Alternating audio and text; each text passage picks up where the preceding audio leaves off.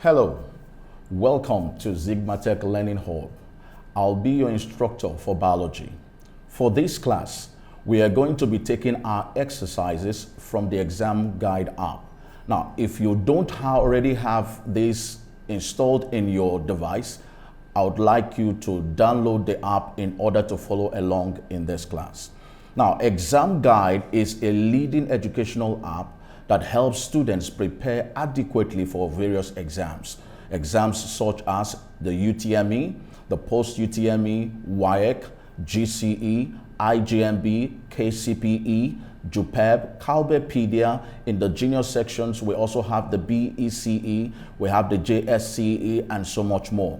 Now, you can download the app from www.examguide.com or you visit the Google Play Store to download. Now, please subscribe to our channel and turn on the notification bell to update yourselves on new videos that will be coming up. Now, if you're ready for this class, let's get started. Today, we're going to be looking at an exciting topic, and that is reproduction in unicellular organisms. Reproduction in unicellular organisms. Now, in this particular topic, there are a lot of things we are going to be looking at. I can call them subtopics. And some of the subtopics we're going to be looking at includes, we're going to discuss definition and types of reproduction. And number two, we're also going to be looking at definition and types of sexual reproduction, and also definition and types of asexual reproduction. And then also we're going to be discussing reproduction in some unicellular organisms. We're going to pick out few unicellular organisms and then discuss on their reproductive system or methods, okay? By the end of this particular class, there are several objectives I would expect you to have covered. And one of them is that you should be able by the end of this class to define and mention the types of reproduction. And number two, you should be able to describe the types of sexual reproduction, and you should be also able to describe the types of asexual reproduction, as many as they are. And then also you should be able to describe reproduction in some unicellular organisms, okay? So these are the areas we are to cover in this particular class. Now let's get started with it. First of all, we are going to be looking at the definition of reproduction. What is reproduction? Now, reproduction can simply be defined as the process by which living organisms give rise to new individuals. Please, it is very important you note this, after their kind, or you can say of the same species.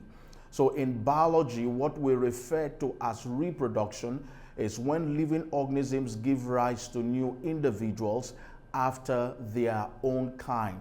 For instance, a human should give rise to a human or should give birth to a human, not a dog, okay? So in biology, we don't assume reproduction to have taken place when an organism gives rise to another organism of another kind, but it must be of the same kind or of the same species.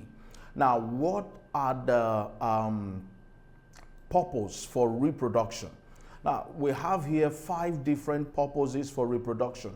Most persons tell you we just have one, which is very, very vital. And one of the vital purposes for reproduction is to ensure the continuity of life of a species, to ensure the continuity of the life of a species. Now, other aspects or other purposes for reproduction is we say population organization. Now, reproduction helps us to maintain the population of young, adult, and aged individuals of a species. It helps to maintain the population, organize the population, so we can have groups called the young. We can also have those that are in the groups of adults, and then we can have the groups of aged individuals of different species. Number 3 purpose for reproduction is replacement. Replacement. And replacement, it has to do with, it replaces individuals that are dying off due to what? Aging. It helps to replace individuals that are dying off due to aging, and it can also still be connected to continuity of life. It helps in the continuity of life. Number 4 is variation. Another purpose for reproduction is variation. Now, it introduces variation in the organisms. Now, useful variations helps in adaptation and also for evolution. Okay, so it helps to introduce variation. Variation has to do with observable differences that occurs within a particular species, and these differences can be both morphological as well as physiological. Okay, number 5 purpose for reproduction is life. Now, the existence of life on earth is possible only due to reproduction. Only due to reproduction. So people come into existence in this life by reproduction. So these are some of the purposes for reproduction. Okay, now we have different types of reproduction. We're looking at types of reproduction. We have what we call, in fact, there are 2 main types of reproduction. 2 main types. We have sexual reproduction, and we have the asexual reproduction. Sexual reproduction and asexual reproduction. Now let's take a look at what sexual reproduction is all about. Now, sexual reproduction is not actually biological intimacy. Sexual reproduction simply has to do with the production and the union of gametes. So we can say it is a type of reproduction, or you can say it is a process that involves the production and union of gametes. Now, gametes are simply what we call sex cells. They are called sex cells. And in male, the male sex cell is called the spermatozoa, and then the female sex cell is called the egg. So the production and the union of these sex cells are what we call sexual reproduction. Now, sexual reproduction, I want you to note some important facts about sexual reproduction. One important fact about sexual reproduction is that sexual reproduction involves 2 parent organisms. Now, most of these facts will help you differentiate between sexual and asexual reproduction. I repeat, sexual reproduction involves 2 parent organisms. And during sexual reproduction, the number of organisms produced by reproduction, or number of offsprings, are usually few. There are few number of offsprings produced during sexual reproduction as compared to asexual reproduction. And then another thing again to take note under sexual reproduction is that new young individual organisms formed in sexual reproduction are called zygotes. They are called zygotes. And of course, if you go deep into sexual reproduction, mostly in mammals, we have several stages offspring take before they are given birth to. Now we have the zygote stage. After the zygote stage, the zygote undergoes development into what we call the embryo stage.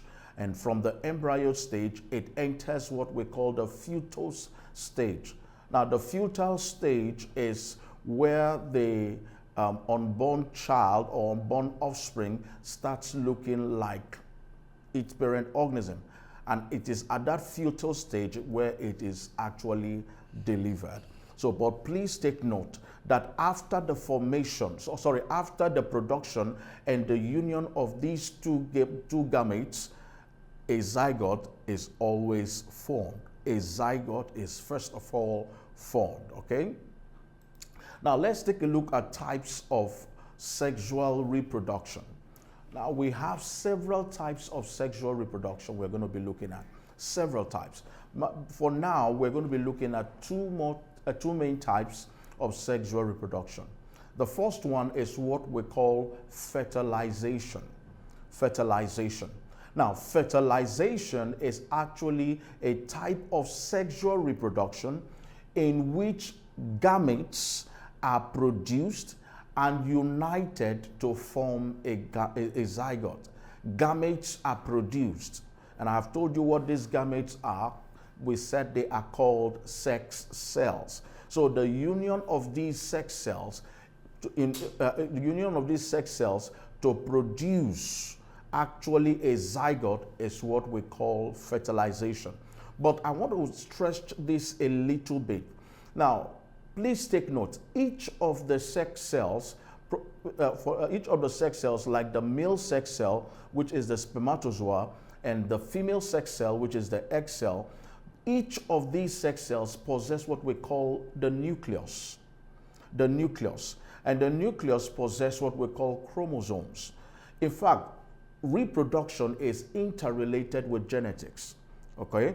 Because the formation of new offspring has to do with, or it also involves the transfer of traits from parents to their offsprings. Now, what is really important during fertilization as a type of sexual reproduction is not just the union of these sex cells, but the union of the nucleus in each of these sex cells. In fact, fertilization can be said to have occurred in a living organism, mostly mammals. Fertilization can be said to occur in a mammal when the nucleus of the male sex cell fuses with that of the female sex cell. That is when fertilization is actually said to have what? Occurred. Without the union of these nuclei, there is no formation of what? A zygote. There is no formation of a zygote. Now, also note that fertilization is carried out by higher plants and higher animals.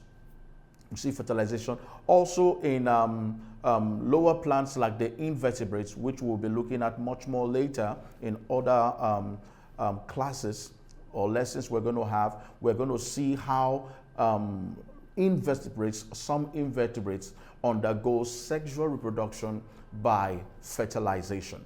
Now, another type of sexual reproduction is what we call conjugation. Conjugation. It is the second type of sexual reproduction. Now, it is a type of sexual reproduction in which nuclear materials is passed from one cell to another. Nuclear materials is passed from one cell to another. There are several types of organisms that undergo conjugation. We're going to be looking at some of them much more later. But please note that nuclear materials are passed from one cell to another. That is how they carry out conjugation. Examples of organisms that carry out conjugation, they include, we have Spirogyra, we have Paramecium, we have Mucor, we have Rhizopus, and so many of them. These are some unicellular and multicellular organisms that undergo conjugation. Paramecium is a unicellular organism that undergoes conjugation. Also, bacteria undergo conjugation as a unicellular organism. Now, let's take a look at the second type of reproduction, and we called that asexual reproduction. And please take note of some of the key points that will be stated in this when explaining asexual reproduction. It will be a guide for you to get differences between sexual and asexual reproduction. Now, what is asexual reproduction? Asexual reproduction is actually a type of reproduction in which new individuals are produced from a single parent without the production and union of gametes. Without the production and union of gametes. You can see that it is quite different from sexual reproduction. In sexual reproduction, we said two parent organisms are involved, but in asexual reproduction, one parent organism or a single parent organism is what is just needed. And also in sexual reproduction, we said production of gametes is necessary and union of gametes is also necessary. But in terms of asexual reproduction, production of gametes and union of gametes is not needed in this process. So it is a type of reproduction in which new individuals are produced from a single parent without the production and union of gametes. Now, another important thing to take note about asexual reproduction is that the offsprings that are produced during asexual reproduction, they are called clones. They are called clones. You can remember also when we talked about in terms of sexual reproduction, we said that the organism produced, okay, or the offspring produced from sexual reproduction, they are referred to as zygote. But in this case, they are referred to as clones, all right? So let's look at types of asexual reproduction. Now, we have different types of asexual reproduction. We have what we call binary fission, not fusion. Binary fission. Now, fission has to do with splitting, and fusion has to do with bringing together or joining together. Now, binary fission is a type of asexual reproduction. A type of asexual reproduction in which a parent cell divides into what we call daughter cells. It means they divide into two equal parts, two equal organisms. And these two equal organisms can be referred to as daughter cells. Now, this type of reproduction is mostly carried out by unicellular organisms. And we're going to be looking at some unicellular organisms that carry out binary fission as their own type of asexual reproduction. Such examples include, we have bacteria, we have amoeba, we have paramecium, we have euglena, and so many others. These are organisms that carry out binary fission as a type of asexual reproduction. Number 2 on the list is budding. Budding.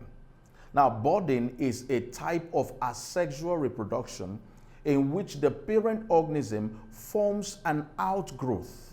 You see an outgrowth, and that outgrowth is what we refer to as a bud, which then grows into a new individual. It grows into a new individual. So it is a type of asexual reproduction in which a single parent forms an outgrowth, and this outgrowth is what we call a bud. Now, this new organism that is formed or that came from the bud later separates from the parent organism and exists on its own independently from the parent organism. An example of organisms that carry out this type of asexual reproduction include the hydra. We have yeast, we have bacteria. There are some of the examples of organisms, or mostly unicellular organisms also, that carry out budding as a type of asexual reproduction. Number 3 on the list is what we call spore formation. Spore formation. Now, it is also a type of asexual reproduction in which an organism produces numerous spores. And these spores, when they are dispersed, they fall on suitable substrates, that is environment which is suitable for their growth. They germinate and then grow into a new organism. So you see that there are some organisms that have what we call spores. Now, these spores serve as their own reproductive structure.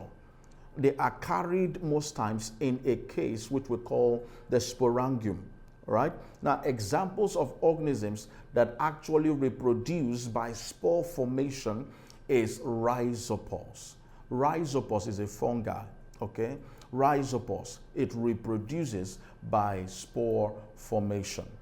Number 4 is vegetative reproduction. Vegetative reproduction. Now, what is vegetative reproduction? It is a type of asexual reproduction in which new individuals are produced from vegetative parts of the plant. New individuals produced from vegetative parts of the plant. Now, some of the vegetative parts of the plant include the stems, we have the roots, we have the leaves, okay? Some organisms new organisms can be gotten from the stem of a plant.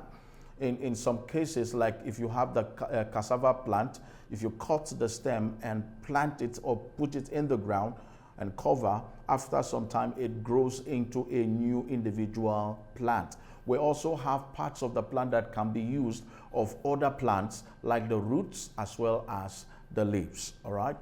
Then we have also types of vegetative reproductions.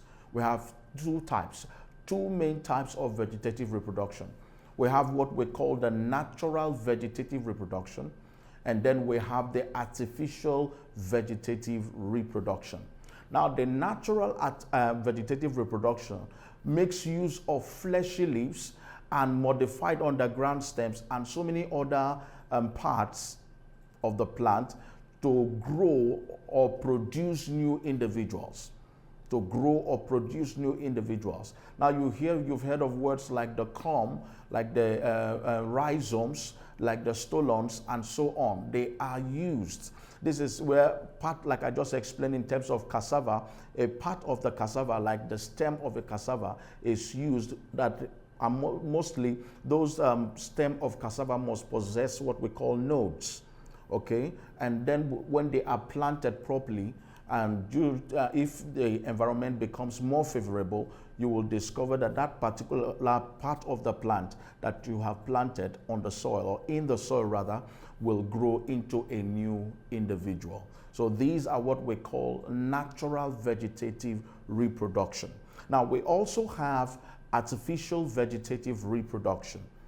Examples of artificial vegetative reproduction is layering, we have grafting, we have cutting, we have marcotting, we have budding, and so on. Grafting is such a way that you have a particular tree on one side, you have another tree on the other side. You can also take a part of that tree and graft it or put it into another tree so that it will produce the fruit of the other tree. So we have several ways we can carry out vegetative reproduction. You can do it, or it can be carried out naturally as well as artificially. Next on the line is fragmentation. Fragmentation. Now, fragmentation is also a type of asexual reproduction in which a part of an organism breaks up and gives rise to a new individual. Part of an organism breaks up and gives rise to a new individual. Now you can see such kind of type of asexual reproduction in Spirogyra. You can also see it in starfish. We're going to be discussing more on it next class. You're also going to see this in starfish. A part of a starfish can be caught, and that part that is caught will grow into a new individual. Will grow into a new individual. We call that regeneration, okay? So that is fragmentation for you. So we have binary fission, we have budding, we have spore formation, we have vegetative reproduction, and then we have fragmentation. There are also other examples of asexual reproduction, but we're just taking these 5 for now. Next to take note of, remember I told you we're going to be looking at differences between sexual and asexual reproduction. We're going to just take 4 differences between sexual and asexual reproduction. And I want you to compare it with what we have been looking at so far between sexual and asexual reproduction. Number 1 is that we said in asexual reproduction, one parent is involved. It involves only one parent organism, or a single parent organism. And if you can remember when we were discussing this, I said so. And then also, if you compare it with that of sexual reproduction, 2 parents are involved. In asexual, 1 parent is involved. In sexual, 2 parent organisms are involved. Number 2 point is that no gamete is formed during asexual reproduction. In fact, I can add to it and I'll say there is no production and no gamete is formed during asexual reproduction. But if you look at sexual reproduction, gametes are formed during sexual reproduction. So there is production of gametes in sexual reproduction. There is no production of gametes in asexual reproduction. Another one again we can put forward, we can say that there is, in asexual reproduction, there is no union of gametes. There is no union of gametes, while in sexual reproduction, there is union of gametes. Also, in asexual reproduction, meiosis, which is a cell division, okay, is not involved. Meiosis is not involved, but meiosis is involved in sexual reproduction. And then finally, asexual reproduction, in fact, it occurs at a faster rate. It takes a faster time to accomplish.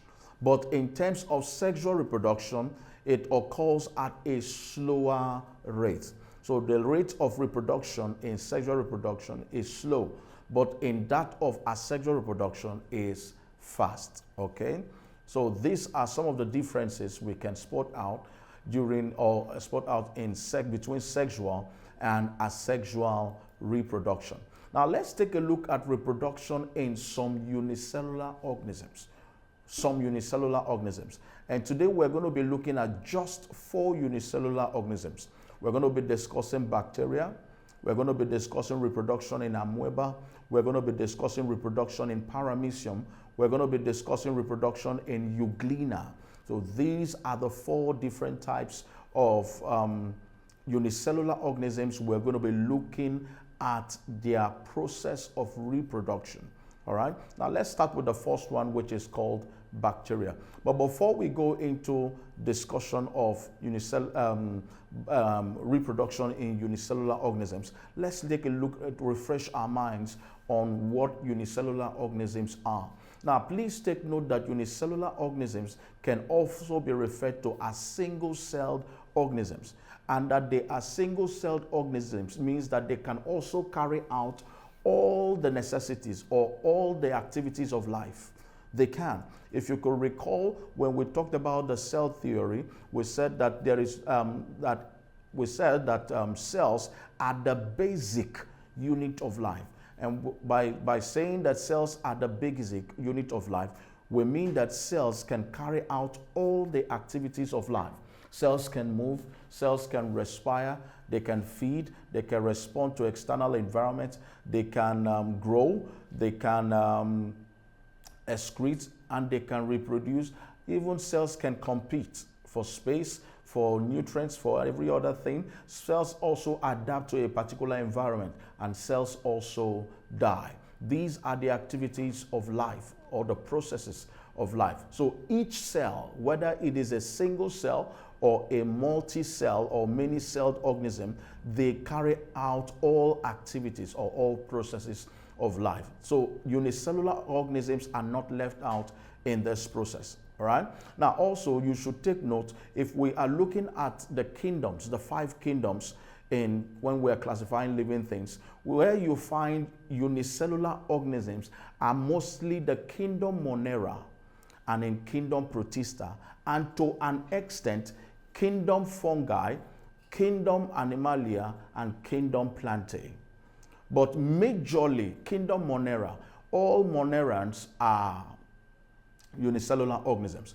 Examples of Monerans, we have the bacteria and we have the blue-green algae. All protists,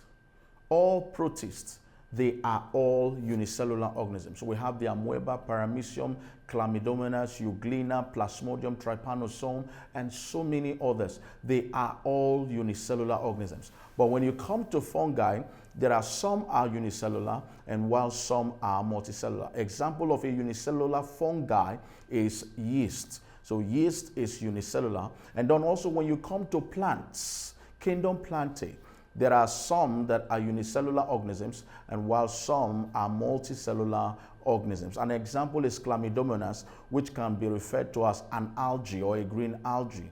All right, so it is also unicellular. Then if you come to kingdom Animalia, the poriferas, or we cannot, poriferas, but they are not, poriferas are not actually unicellular organisms. They are multicellular organisms. So you can find unicellular organisms mostly in kingdom Monera, kingdom Protista, kingdom Fungi.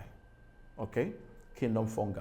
So these are what we refer to as unicellular organisms. Now let's take a look at reproduction in bacteria. Now reproduction in bacteria is carried out by some processes. Bacteria carries out both sexual and asexual reproduction. Bacteria carries out asexual reproduction by binary fission, by fragmentation, and by conjugation, while it carries out sexual reproduction by conjugation or transduction. So we're going to be picking very few of them and discuss on how bacteria carries out this process of reproduction. Now let's take a look at binary fission in bacteria. Now binary fission in bacteria has to do with the splitting of the bacterial cells into two daughter cells. But please take note, before this division will take place or the splitting will take place, the splitting begins from the nucleic material. So the nucleic material splits before you start seeing a constriction on the walls or on the cell walls. So the nucleic material will split or copy itself or replicate itself into two identical nucleic materials. And then after that, you now start having a constriction on the cell wall. And when constriction is finally completed, you have two identical daughter cells from a single bacterial cell. So that is binary fission in bacteria. Now let's take a look at budding. Remember we said that bacteria can also undergo budding. Now budding in bacteria, remember we said budding is simply an outgrowth that you observe, which is called a bud, an outgrowth in a parent organism. Now this outgrowth has an identical content as that of the parent cell. So cell genetic information is duplicated. The genetic information of the parent cell is duplicated, creating an identical copy or clone of the original cell. Now, as the new cell pinches off or separates from the surface of the original cell, which is the parent cell, a bud scar is produced. A bud scar is produced. And that is how bacteria undergoes the process of budding, right? Now, the next one is conjugation in bacteria. I told you that bacterial cell can undergo sexual reproduction by conjugation. Sexual reproduction by conjugation. Now, in this process, one bacterium carrying a DNA sequence called fertility factor, or you can call it the F factor, transfers its genetic material to another through a direct contact. Through a direct contact. So that is how conjugation in bacteria occur. You can see that you have two bacterial cell and they come. There is a conjugation tube. There is a tube that connects the both of them. Now, when that tube is completed, okay, completely formed, the one of the bacterium, okay, empties its own fertile factor, which is the F factor, and transfers it to be copied in another or the other bacterial cell that is connected to it, okay? And once that is done, a new individual is actually formed. A new individual is actually formed. And that is conjugation in bacteria. Now let's take a look at reproduction in other unicellular organisms. We're going to be looking at reproduction in amoeba. Now, amoeba carries out reproduction by binary fission. It carries out or undergoes asexual reproduction by binary fission. And of course, we said that binary fission has to do with the splitting of a particular parent organism or parent cell into two identical daughter cells. So a parent amoeba elongates its nucleus and then divides the nucleus and the cytoplasm, and constriction starts taking place on the cell walls, and two daughter cells are actually formed. Reproduction also in paramecium. Paramecium also undergoes two types of reproduction. Paramecium undergoes sexual reproduction by conjugation, and it also undergoes asexual reproduction by binary fission. Now, this is how paramecium undergoes conjugation by, sexual reproduction by conjugation. And I told you how does conjugation take place. Two organisms come together and they make contact, and based on their contact, one empties its nucleic material from one organism and empties it into another organism. As you can see on the screen, that is conjugation. Carried out by paramecium. And then we also have binary fission. Like we said before, it has to do with the splitting of a parent organism into two daughter cells. Now, reproduction in EUGLENA is also by binary fission. So EUGLENA undergoes asexual reproduction by binary fission. And of course, it has to do with the splitting of EUGLENA, or parent organism EUGLENA, into two daughter cells. Now, this is where we come to an end on this particular topic on reproduction in unicellular organisms. But before we go, let's take a look at some questions from our ExamGuide app to help us get this very clear. All right, ExamGuide app, we're looking at the UTME. Now, let's take a look at these few questions here. Now look at question 1, okay. They said here, look at question 10. The type of reproduction that is common to both hydra and yeast. Hydra and yeast is it binary fission? And they said here fusion. So there is nothing like binary fusion. Is it grafting? No. Is it budding? And then is it conjugation? The correct answer is C, budding. So both hydra and yeast undergo the process of budding, which is an asexual reproduction. Now take a look at the structure. You can see this is the sporangium, and there are spores in it. Now they said the process illustrated is it gametogenesis? Is it sporulation? Is it sexual reproduction in rhizopus? Is it sexual reproduction in Spirogyra? This is not Spirogyra. This is sporulation or spore formation. So the correct option is B. And then we also have a type of sexual reproduction that is common to both paramecium and protists. Paramecium and protists is what? Common to both paramecium and protists, and that is binary fission, not fusion. Fission. So that is the correct answer. And then let's take this last question. The best method of propagating sugarcane.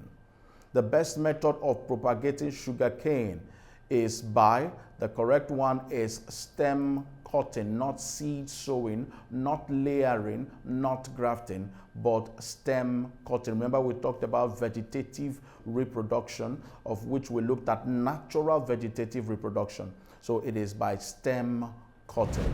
Thank you for participating in today's class. You can practice more questions using your ExamGuide app. The app scores and gives a detailed explanation of all the questions at the end of your practice test.